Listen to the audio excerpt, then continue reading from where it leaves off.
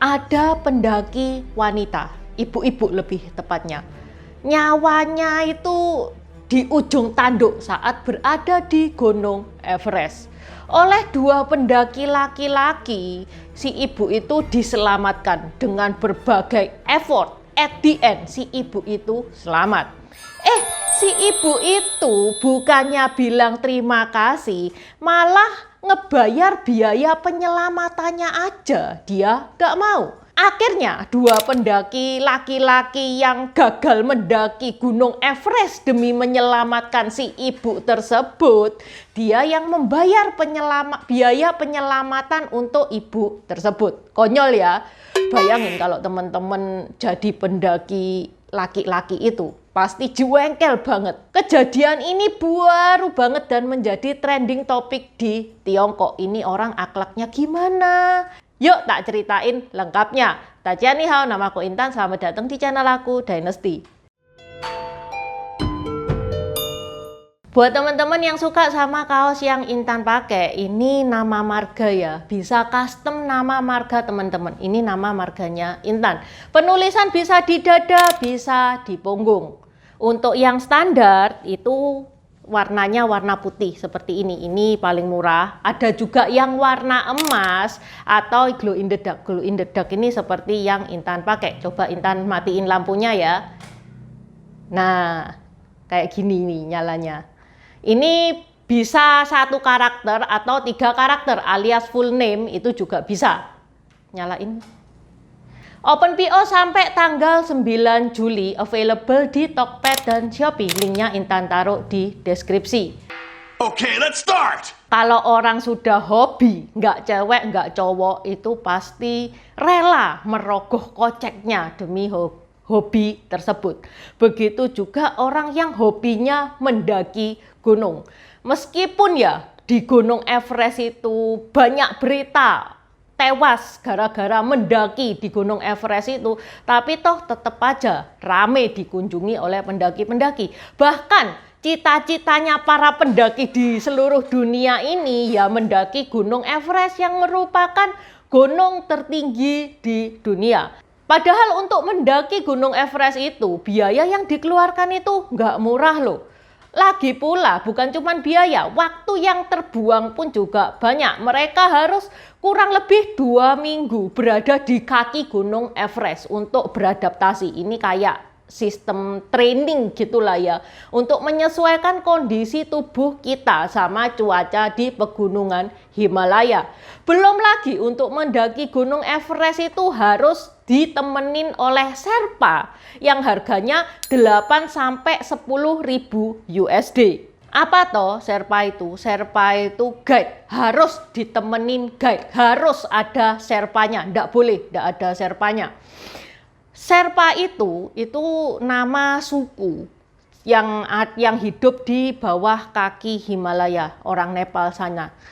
Secara genetik tubuhnya Sherpa itu beda sama tubuh kita orang biasa ini. Karena Sherpa itu sudah dari kecil tinggalnya di sana. Tentu saja kondisi badannya itu sudah terbiasa banget sama dataran tinggi yang dingin dan minim oksigen.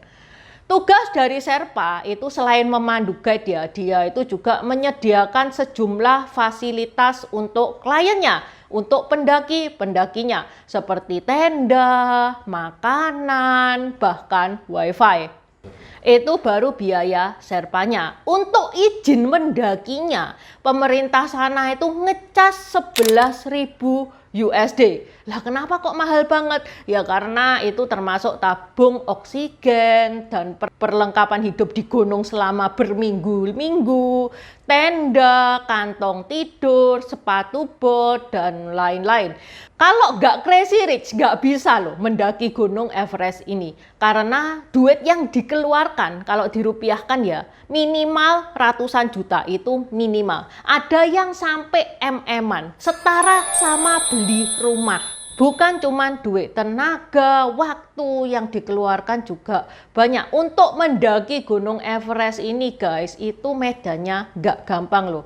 Mendaki di gunung biasa aja sudah susah, apalagi ini Gunung Everest yang dinginnya setengah mampus. Di gunung cuma ada salju dan batu doang. Nah, sekarang Intan masuk ke berita viralnya ya. Itu si ibu 50 tahun usianya, namanya adalah Liu Chun-ying. Liu Chun-ying ini berhasil ke puncak Gunung Everest. Habis gitu dia turun. Entah kenapa Liu Chun-ying ini terpisah dengan serpanya. Di ketinggian 8.300 meter di atas permukaan air laut, Liu Chun-ying ini jatuh dan nyangkut. Itu puncak kan ketinggian 8.800 kan, ini di ketinggian 8.300. Di ketinggian ini zona ini disebut dead zone. Kenapa disebut dead zone? Ya karena banyak yang tewas di dead zone ini. Nggak lama kemudian Liu Chun-ying ini ditemukan oleh seorang pendaki lain lagi, laki-laki dari Tiongkok, namanya adalah Fan Jiantao, yang lagi berusaha berjuang menuju puncak Everest bersama Sherpanya Lakpo Gelu. Begitu Fan Jiantao ini melihat Liu Chun-ying, Fan Jiantao ini dihadapkan pada dua pilihan sulit. Yang pertama, dia nolong apa enggak ya? Kalau dia nolong, yang pasti dia nggak bisa ke puncak Everest. Yang kedua, kalau dia nggak nolong, si ibu ini pasti mati. Soalnya kondisi badannya sudah biru semua. Tabung oksigennya sudah habis.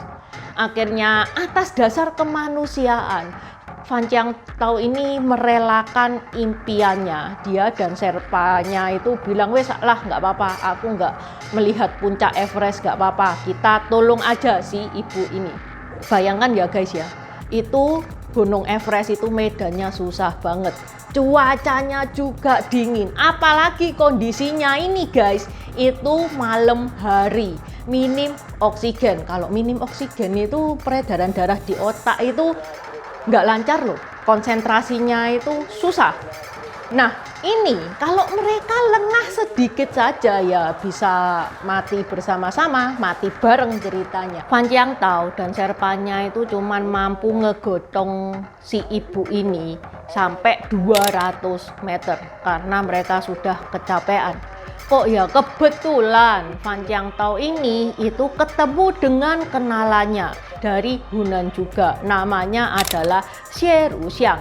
Yang mana Xie Ruxiang itu juga dalam perjalanan mendaki Gunung Everest bersama dengan Sherpanya. Fan Jiantao itu bilang sama Xie Ruxiang, ini lo ada ibu, ini sekarat, badan sudah biru semua, bla bla bla bla bla bla. Akhirnya Xie Ruxiang pun itu juga mau mengubur impiannya berada di puncak Everest demi menyelamatkan Liu Chun-ying ini. Kebetulan ya, serpanya Xie Ruxiang ini namanya Pem Chiri itu terkenal kuat banget, terkuat di antara serpa-serpa yang lain. Tapi Pem Chiri ini awalnya nolak, dia nggak mau.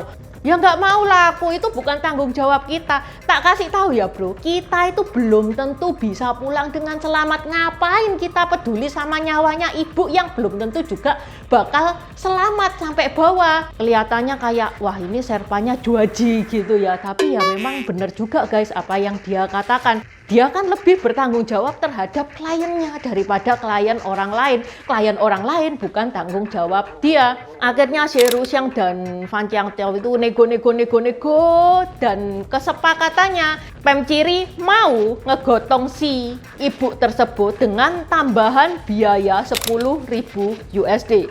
Tadi kan Intan bilang di awal, satu Sherpa itu fee-nya 8-10.000 USD kan. Jadi anggapannya Pem Chiri dia nge-guide 2 orang. Ya udah, akhirnya disetujui mereka berempat ngegotong Liu Chun-ying ini bersama-sama. Yang depan itu Sherpa-Sherpa yang ngebawa, Xie Ruxiang ini ngebawa kaki, Fan Jiantao juga ngebawa kaki. Xie Ruxiang itu juga berbagi tabung O2 kepada si ibu tersebut. Jam 4 pagi akhirnya tibalah mereka itu di camp yang agak bawahan, di mana Liu Chun-ing itu dikasih pertolongan pertama dan hidup. Tadi kan Intan bilang kan kalau Pem Ciri itu minta tambahan 10.000 USD. Nah, Liu Chun-ing ini dia nggak mau ngebayar 10.000 USD itu guys. Padahal ya kalau dia bisa naik ke puncak, dia lebih dari mampu loh untuk ngebayar 10.000 USD. Lah aku loh nggak minta diselamatin. Kamu sendiri yang nego-nego sama Pem Ciri. Kok aku yang suruh bayar? Gini wes tak urunin 4.000. Ya apa? Nah, Fan Chiang Tao ini kan orang kaya nih guys. Dia digituin ya marah, dia gengsi. Sudah nggak usah, aku nggak mau megang sesen pun dari kamu. Karena Liu Chun-ing ini nggak mau ngebayar biaya tambahan yang diminta Pem Ciri tersebut, akhirnya Xie Ruxiang dan Fan Chiang Tao yang urunan ngebayar biaya penyelamatan buat Liu Chun-ing tersebut. Bayangin deh kalau teman-teman jadi pendaki laki-laki tersebut, jadi Xie Ruxiang atau Fan Chiang Tao. Sudah ngelontorin duit segitu banyak, sudah training 40 hari, buang-buang waktu, buang-buang tenaga, dan mereka membatalkan semuanya demi menolong ibu yang sekarat, yang mana si ibu itu lumayan sudah bisa ke puncak tuh. Kok ngebayar 10.000 USD aja nggak mau? Padahal Fan Chiang Tao sama Xie Ruxiang ini demi melihat puncak Everest dia itu kehilangan 57.000 USD loh, dana yang sudah dia keluarkan untuk ke Everest tersebut. Si Liu cuman ngasih tip sebesar 1.500 USD kepada Sherpanya, padahal standar tip itu 1.800 USD. Berita ini jadi trending topik di Tiongkok selama berhari-hari. Ini kejadiannya belum sebulan yang lalu guys. Sudah dilihat 370 juta view. Netizen itu marah menghujat Liu Chun-ing ini, ya namanya netizen. Bahkan ya ada omongan kalau netizen ini mau menggalang dana, mau urunan ngebalikin Liu Chun-ing ke dead zone. Nah lo ini yang keterlaluan netizen atau Liu Chun-ing, ayo. Setelah viral kayak gini, Fan Chiang Tao sama Xie Ruxiang ini dia merasa nggak enak. Soalnya gini loh, Fan Chiang Tao sama Xie Ruxiang itu kan satu grup di WA gitu loh guys, grup-grup pendaki.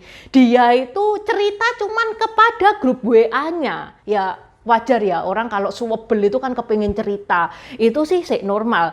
Lah terus ternyata sama temen-temennya yang di grup ini disebarkan ceritanya sampai jadi sebegitu viral.